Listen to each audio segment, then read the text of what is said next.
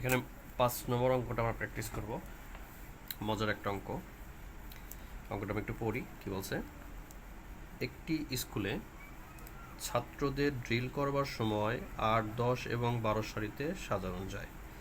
অর্থাৎ ছাত্রদেরকে 8টি করে সারিতে, 10টি করে, 12টি করে এভাবে সাজানো যায়। আবার প্রশ্ন করেছে এখানে যে বর্গাকারেও সাজানো যায়। ওই স্কুলে কমপক্ষে কতজন ছাত্র আছে? ঠিক আছে, আমরা এটা করি।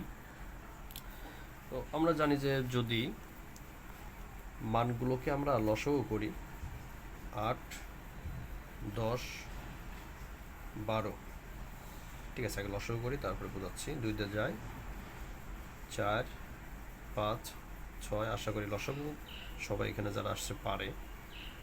2, 5, 3, তো 3 5 15, 15 দোকানে 30, 30 দোকানে 60, 60 দোকানে 120। তাহলে এখানকার লসাগু আসে 120। যদি প্রশ্ন বলতো, শুধু যদি বলতো যে সাজাতে হলে, সাজানোর কথা যদি বলতো, শুধু বর্গাকারের কথা না বলতো, তাহলে 120 রেজাল্ট হতো। কিন্তু এখানে বলছে বর্গাকারেও সাজানো যাবে। তো বর্গাকার সাজানো গেলে এখানে আমাদের সবগুলোকে বর্গ হতে হবে। আমরা জানি 2কে বর্গ করা যায় 2 স্কোয়ার, কিন্তু এখানে দেখুন 2 একটা আছে।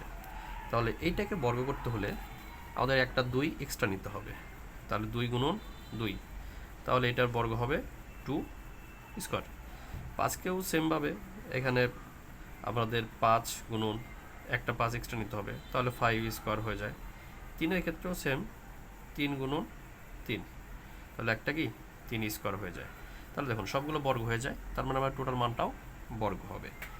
তো এখানে আমরা কী কী বেশি নিলাম? এখানে বেশি নিলাম, এখানে একটা 2 বেশি নিয়েছি, এখানে একটা 5 বেশি নিতে হয়েছে, এখানে একটা 3 বেশি নিতে হয়েছে। এখন যদি আমরা এদের গুণ করি, 3 5 15, 15 দোকানে 30, তার মানে 30 বেশি নিয়েছে। তাহলে আমরা এই 120-এর সাথে 120